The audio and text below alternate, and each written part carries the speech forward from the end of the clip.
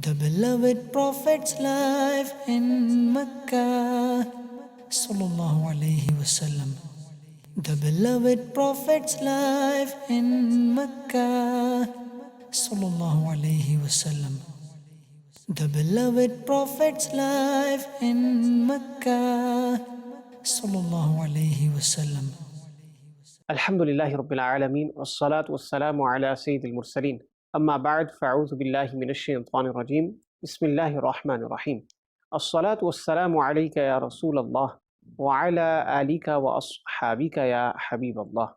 As-salatu wassalamu alayka ya Nabiyallah, wa ala alika wa ashabika ya Nurallah. Dear viewers of Madani Channel, in this episode, we are going to discuss those journeys of his towards Sham, which became the cause of the reason for his marriage, as well as his social manners, life and character before the declaration of prophethood.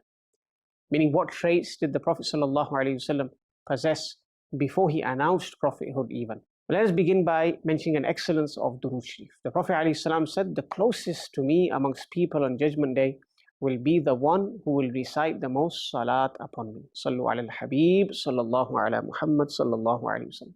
Now, when our beloved Prophet sallallahu alayhi wa sallam was about 25 years old, his honesty and truthfulness had spread far and wide. Sayyidatuna Khadija radiallahu anha was a very wealthy woman of Makkah al-Mukarramah. Her husband had passed away. She needed an honest person who she could send with her trade goods towards Sham, Syria. Hence, she chose the beloved Prophet ﷺ for this purpose and sent him a message: "Take my trade goods to Sham. Because of your honesty, I will pay you double what I pay others." The Prophet ﷺ accepted her request and departed for Sham with the trade goods. Now, on this journey, Sayyidah Khadija radiallahu anha also sent a trusty slave of hers, Maysara. So he went with the Prophet ﷺ so that he could serve the Prophet ﷺ. When the Prophet ﷺ reached the market of a famous city of Sham, Busra, he stayed near the monastery of a monk called Nastura. Now Nastura, he had been acquainted with Maysara for long. Now, as soon as Nastura looked at the face of the Prophet ﷺ, he came to Maysara and asked, "Oh Maysara, who is this person who has stopped under this tree?"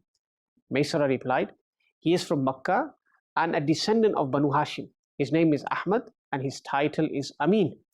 Nastura said, "To this day, nobody except Prophets ﷺ have stayed under this tree. Therefore, I firmly believe that he is indeed the final Prophet ﷺ, because I'm observing all those signs of the final Prophet in this person, which I have read in the Torah and the Injil. I wish I would remain alive when he declares his prophethood. I would abundantly help him and spend my entire life serving him with complete devotion.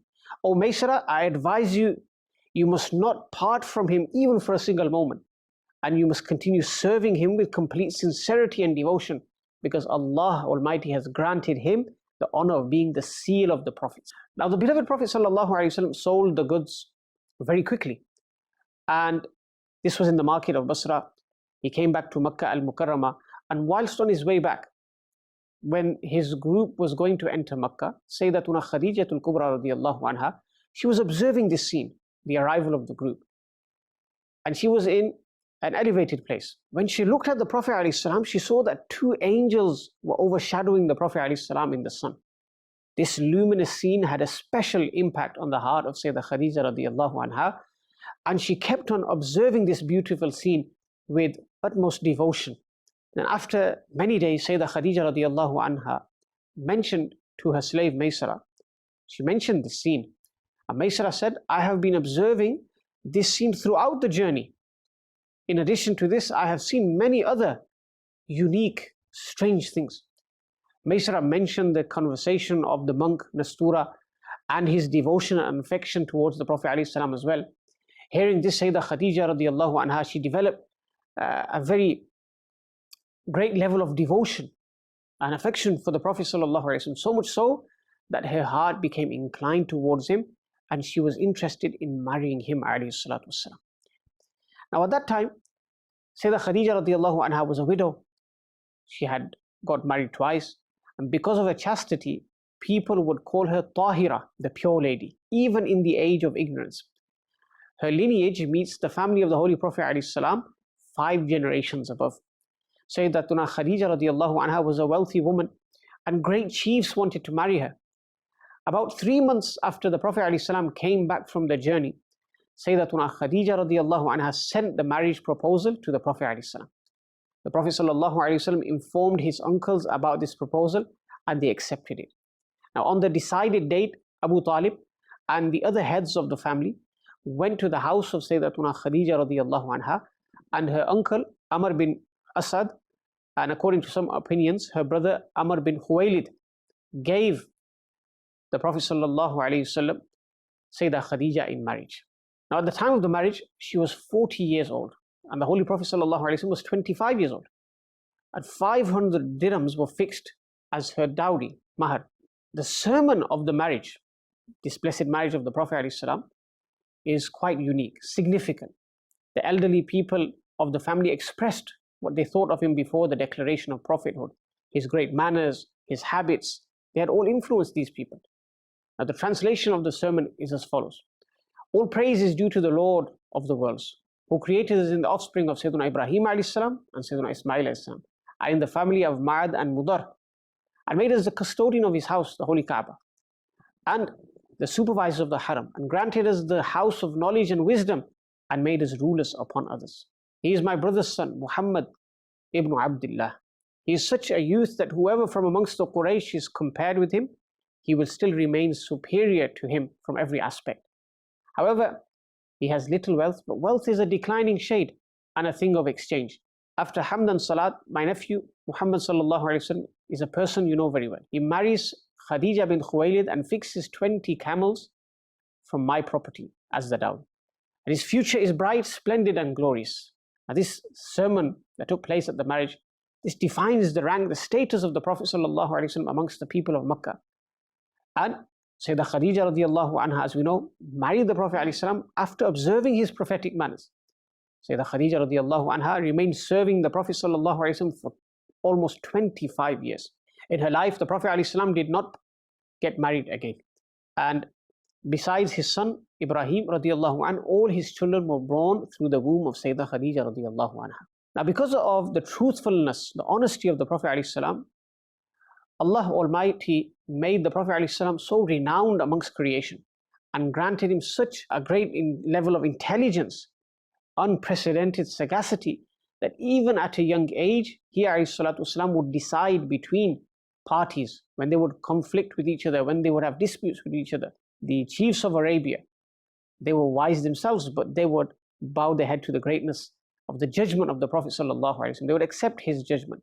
Hence, once an incident occurred, it was the construction of the Holy Kaaba, and the detail is as follows. The Prophet ﷺ was about 35 years old.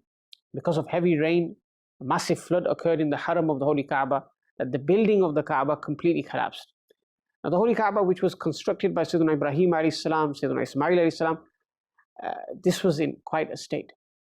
Hence, the Quraysh started its reconstruction. The Prophet ﷺ also participated in this construction and continuously brought stones along with the chiefs of the Quraysh. Different tribes divided and distributed different parts of the building to construct amongst themselves. Now, when the building reached Al-Hajr al-Aswad, an intense argument occurred amongst the tribes. Every tribe wanted to install Hajr al-Aswad in the wall so that they could attain this pride and honor for their own tribe. Now, during this conflict, 4 days passed, and eventually they took out their swords. The tribes of Banu Abduddar, Banu Adi, they risked their lives. And according to the tradition of the age of ignorance, in order to strengthen their oaths, they filled a bowl with blood, dipped their fingers into it, and licked them. On the 5th day, all the Arab tribes gathered in the sacred Haram.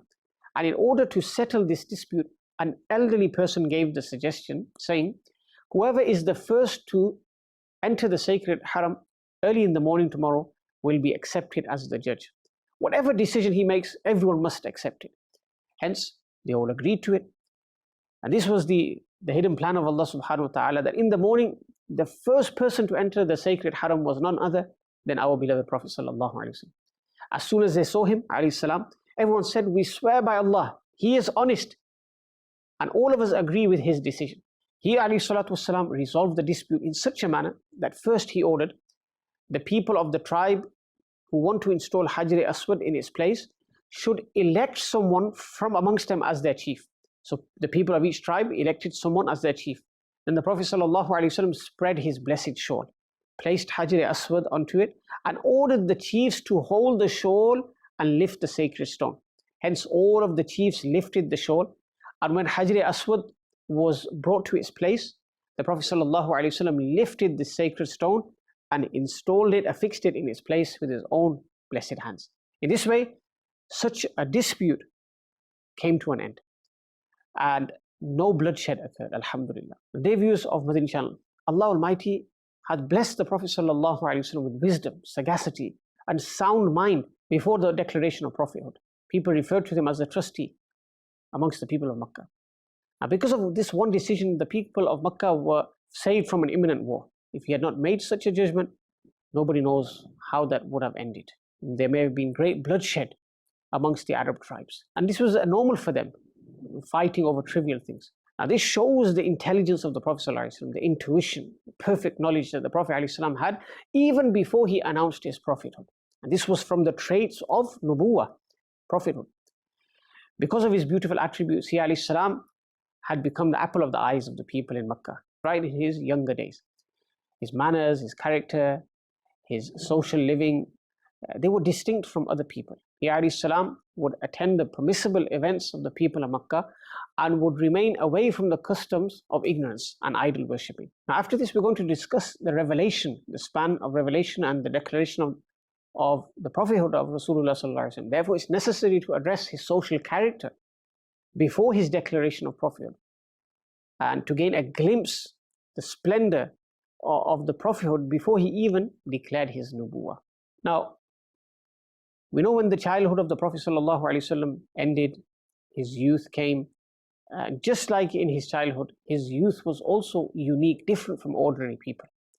His youth was an embodiment of modesty, and his character was a perfect example of chastity and grandeur.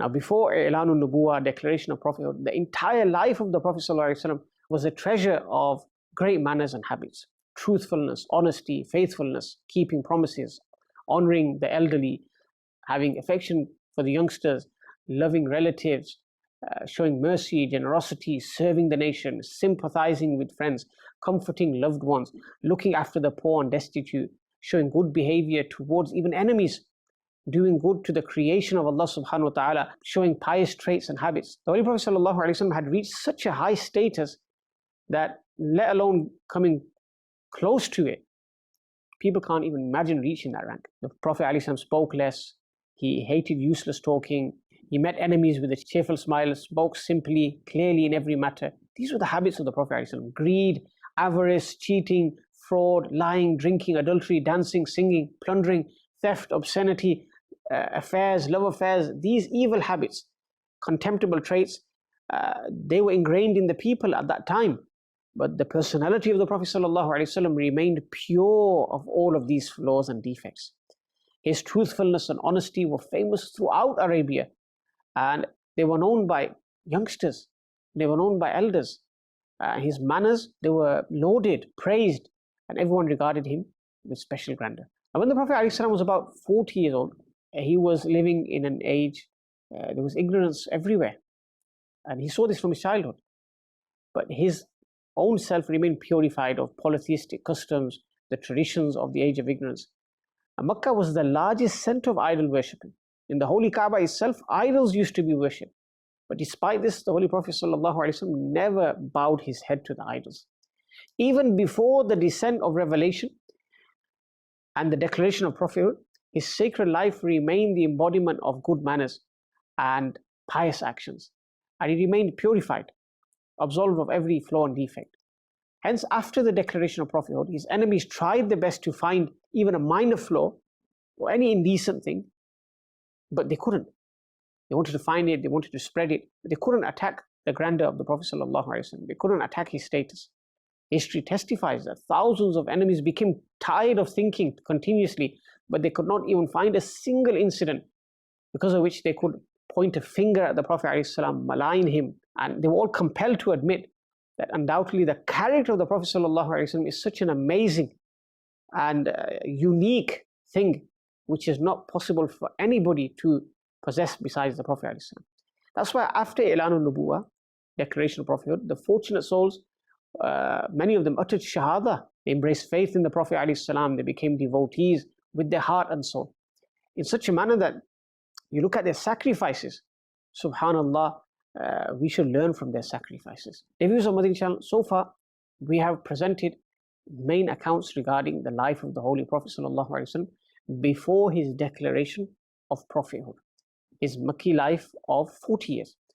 After this, inshallah, in the next episodes, we will discuss the life of the Holy Prophet ﷺ from his declaration of prophethood till the migration to Al-Madinatul Munawwara, and you will find out what hardships he had to endure in order to spread Islam and what great incidents occurred during that time. Until then, keep safe. May Allah subhanahu wa ta'ala protect and preserve all of you. Ameen. Bijahin Nabi al-Ameen. Sallallahu alayhi wa alihi wa sallam. The beloved Prophet's life in Makkah. Sallallahu alayhi wa sallam. The beloved Prophet's life in Makkah. Sallallahu alayhi wa sallam.